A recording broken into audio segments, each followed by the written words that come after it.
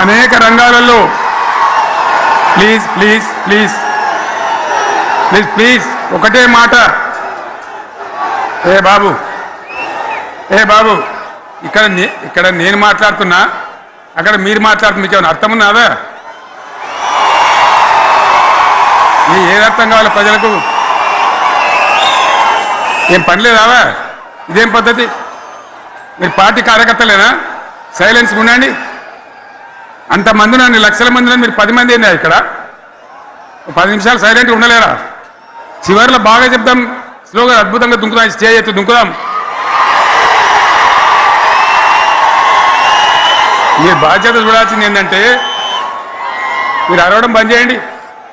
ఇంతమంది ఉన్నారు, ఏం సీఎం పనిలేదా నీకు? మళ్ళీ అందరు ఇళ్ళకి చేరుకోవద్దా? క్షేమంగా పోవద్దా?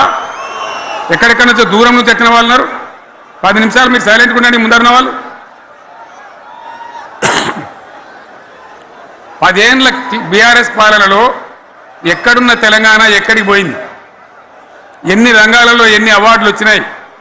ఎన్ని అద్భుతమైన పనులు చేసి చూపెట్టినాం. తెలంగాణ అంటే ఒకప్పుడు వెనుకబడ్డ ప్రాంతం, ఎగతాళి చేయబడ్డ ప్రాంతం, పనికిమాలిన ప్రాంతం అని పేరు పెట్టిన ప్రాంతం.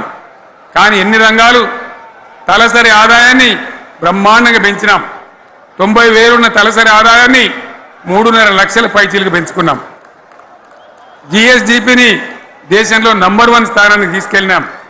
తెలంగాణలో బ్రహ్మాండంగా పెండింగ్ ప్రాజెక్టులన్నీ కూడా కంప్లీట్ చేసుకున్నాం. కల్వకుర్తి కావచ్చు, నెట్టెంపాడు కావచ్చు, భీమా కావచ్చు, ఎల్లంపల్లి కావచ్చు, మిడిమానేరు కావచ్చు, మేఘా